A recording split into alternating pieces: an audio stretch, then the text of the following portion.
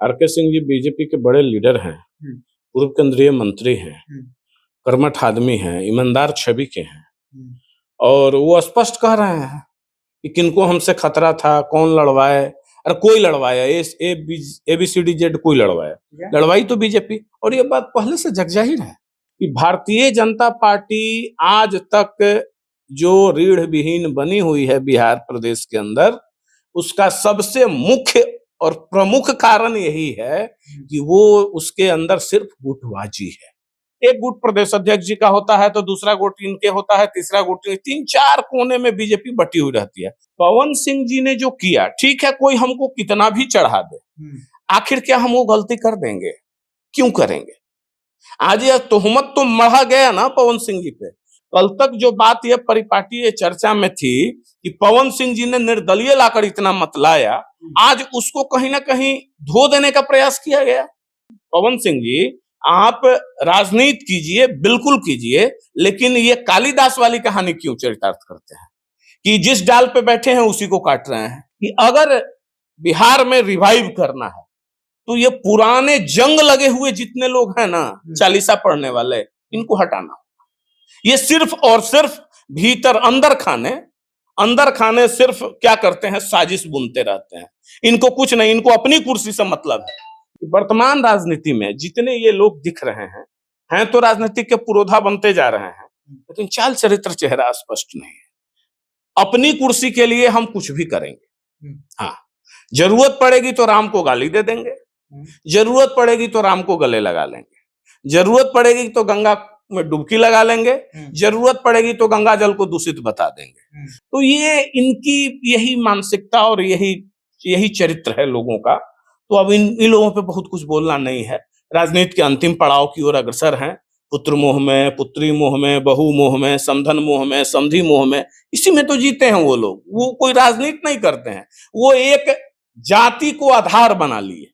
आरा के पूर्व सांसद आरके सिंह का बयान जो है इन दिनों काफी चर्चा का विषय बना हुआ है। जब प्रदेश अध्यक्ष दिलीप जायसवाल से पूछा गया कि आरके सिंह बता रहे हैं कि देखिए पवन सिंह को बीजेपी ही ने लड़वाया, जिस कारण बताया जा रहा है कि आरके सिंह को भी हार का सामना करना पड़ा। अब देखिए किसने पैसा दिया, आरोप बड़ा है आरके सिंह का। हम बातचीत करेंगे, हमारे साथ युवा संगठन दल के राष्ट्रीय अध्यक्ष अमित जी है।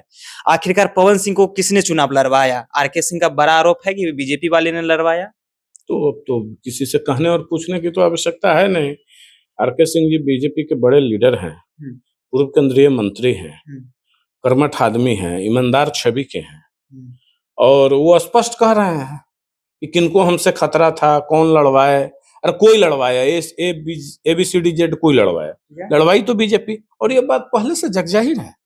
बीजेपी के लोग घूम रहे थे, बीजेपी की कार्यकर्ता गाड़ियां लेकर उनके पवन सिंह जी के साथ थे। देखिए, हमारा मसला वो नहीं है। मसला यह है कि एक तो चाल चरित्र चेहरा जो है, हम बहुत पूर्व से कहते आ रहे हैं एक बात कि भारतीय जनता पार्टी आज तक जो रीढ़ विहीन बनी हुई है बिहार प्रदेश के अंदर, उसका सबसे मुख्य और प्रमुख कारण यही है कि वो उसके अंदर सिर्फ गुटबाजी है। बीजेपी के अंदर गुटबाजी, सिर्फ और सिर्फ गुटबाजी, करना कुछ नहीं है, सिर्फ गुटबाजी है। इसी गुटबाजी, हम तो इसके पहले भी इंटरव्यू में बोले हैं कि भैया एक गुट प्रदेश अध्यक्ष जी का होता है तो दूसरा गुट इनके होता है, तीसरा गुट, 3-4 कोने में बीजेपी बटी हुई रहती है। तो जब आप खंड खंड में बटे रहिएगा तो स्वाभाविक है ना कि आप नहीं अचीव कर पाइएगा और किसी न किसी का पिछला गु बन के आपको रहना होगा। अब आते हैं आदरणीय पवन सिंह जी पे। पवन सिंह जी ने जो किया, ठीक है, कोई हमको कितना भी चढ़ा दे, आखिर क्या हम वो गलती कर देंगे? क्यों करेंगे? आज यह तोहमत तो मढ़ा गया ना पवन सिंह जी पे, यह कलंक तो मढ़ा गया। कल तक जो बात यह परिपाटी चर्चा में थी कि पवन सिंह जी ने निर्दलीय लाकर इतना मत लाया, आज उसको कहीं ना कहीं धो देने का प्रयास किया गया और ये बीजेपी के कुचक्र में वो फंस गए। और वो किए किसको डैमेज? हम ये पूछना चाहते हैं कि वो डैमेज किसको किए? पवन सिंह जी डैमेज किसको किए? उनके कारण सुशील सिंह औरंगाबाद डैमेज हो गए, आरके सिंह आरा डैमेज हो गए, काराकाट में खुद डैमेज हो गए, उपेंद्र कुशवाहा जी डैमेज हो गए, तो इस तरीके से समाज का ही तो अहित किया उपेंद्र उन्होंने। कुशवाहा जी का एक बयान आया था उस समय कि षड्यंत्र हमारे साथ रचा गया था, बीजेपी के बिहार प्रदेश के नेताओं पर आरोप भी लगाए थे। देखिए वही तो हम बता रहे हैं कि वो षड्यंत्र तो होते ही रहा। तो हम कह रहे हैं कि पवन सिंह जी, आप राजनीति कीजिए, बिल्कुल कीजिए, लेकिन ये कालिदास वाली कहानी क्यों चरितार्थ करते हैं कि जिस डाल पे बैठे हैं उसी को काट रहे हैं? ये कोई मतलब की बात नहीं है। आप कोई भी लीडर किसी दल में हो, कहीं हो, आखिरकार अपने समाज के प्रति तो वफादार रहिए। आप पूरे शाहाबाद और मगध में जितने लगभग राजपूत नौजवानों का निडिल तो घुमा दिए एनडीए के खिलाफ, और उसका फलाफल क्या हुआ आप भी देखें। जबकि ये घूमना था, बहुत दिनों तक इनका बंधुआ मजदूर तो खैर ये जाति नहीं रह पवन सके। सिंह के कारण ही आरके सिंह की हार हुई। बिल्कुल हुई। ये पवन सिंह के जी के कारण आरके सिंह जी की हार नहीं हुई। सिर्फ वहां उपेंद्र कुशवाहा जी भी हारे, सुशील सिंह जी भी औरंगाबाद में हारे, तो ये सब सीट चला गया, ऐसा नहीं है। तो ये बात बिल्कुल चरितार्थ है और स्पष्ट है कि भारतीय जनता पार्टी तब तक, अब हम एक शीर्ष नेतृत्व से एक बात कहना चाहेंगे कि अगर बिहार में रिवाइव करना है तो ये पुराने जंग लगे हुए जितने लोग हैं ना, चालीसा पढ़ने वाले, इनको हटाना होगा। ये सिर्फ और सिर्फ भीतर अंदर खाने सिर्फ क्या करते हैं, साजिश बुनते रहते हैं। इनको कुछ नहीं, इनको अपनी कुर्सी से मतलब है। बाकी जयकारा लगाएंगे, जयकारा ऑन द कैमरा लगाएंगे और रिकॉर्ड लगाएंगे, लेकिन अंदर खाने मने मन सिर्फ उनको अपनी कुर्सी की पड़ी रहती है। तो ये सिर्फ उस चीज पे जाते हैं, और नए लोगों को आप मौका दीजिए अपने दल में। अच्छी बात। पवन सिंह की पत्नी है, एक शाम मुलाकात बीजेपी कार्यालय में बीजेपी के नेताओं से हुआ, उसके बाद चर्चा हुआ कि बीजेपी में आ रही है पवन सिंह की पत्नी ज्योति सिंह, चुनाव लड़ेगी बीजेपी के टिकट से, क्या आपको लगता है? देखिए अब किस दल के टिकट से लड़ेंगी बहन ज्योति, ये तो मैं नहीं जानता, लेकिन उनके कुछ दिन पहले आनंद मोहन जी से भी मुलाकात हुई है, नीतीश कुमार से भी मुलाकात, नीतीश कुमार जी से भी हुई थी। हाँ। ये मैं नहीं जानता। उसके बाद भारतीय जनता पार्टी के कार्यालय में भी देखी गई है। तो वो जा रही हैं जगह जगह, जहां भी जा रही हैं, और उन्होंने भी स्पष्ट नहीं किया है कि मैं किस दल से चुनाव लड़ूंगा। लेकिन अगर वो आती है, वो हमारी बहन आती है हमारी में, तो उनका स्वागत है और बिल्कुल आना चाहिए। चुनाव तो वो लड़ेंगे, करे हम चुनाव लड़ेंगे, चुनाव तो बिल्कुल आना चाहिए। अब किस दल से लड़ेंगे वो तो वो तय करें या दल तय करें कि कहां से वो लड़ेंगे, उनकी विचारधारा कहां समर्थित होती है, किस विचारधारा को एडॉप्ट करती हैं, कैसा उनको समाज क्या कहता है, उसके हिसाब से निर्णय लें। एक सवाल ले लेते हैं। राजनीतिक गलियारों में ये चर्चा तेज है कि जीतन राम मांझी, जो कि बिहार के पूर्व मुख्यमंत्री हैं और वर्तमान में केंद्रीय मंत्री हैं, पहले राम को काल्पनिक कहते थे, सत्यनारायण भगवान को लेकर के पंडित जी पर कमेंट करते थे, और अभी जाकर के प्रयागराज में महाकुंभ में स्नान किए और कमेंट भी किए हैं कि लालू यादव को इससे पेट में दर्द होगा, किसी का हो या ना। अब देखिए, अब जीतन राम मांझी बहुत सीनियर मोस्ट आदमी हैं, आदरणीय लालू जी लगभग समकक्ष लोग हैं, तब वो कुछ बोल सकते हैं। लेकिन इतनी बात स्पष्ट कहेंगे कि वर्तमान राजनीति में जितने ये लोग दिख रहे हैं तो राजनीति के पुरोधा बनते जा रहे हैं, लेकिन चाल चरित्र चेहरा स्पष्ट नहीं है।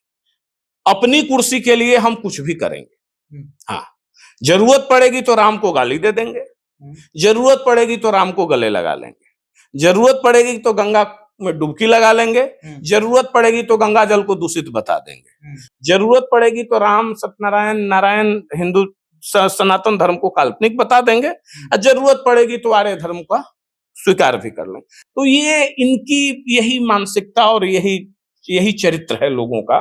तो अब इन लोगों पे बहुत कुछ बोलना नहीं है। राजनीति के अंतिम पड़ाव की ओर अग्रसर हैं।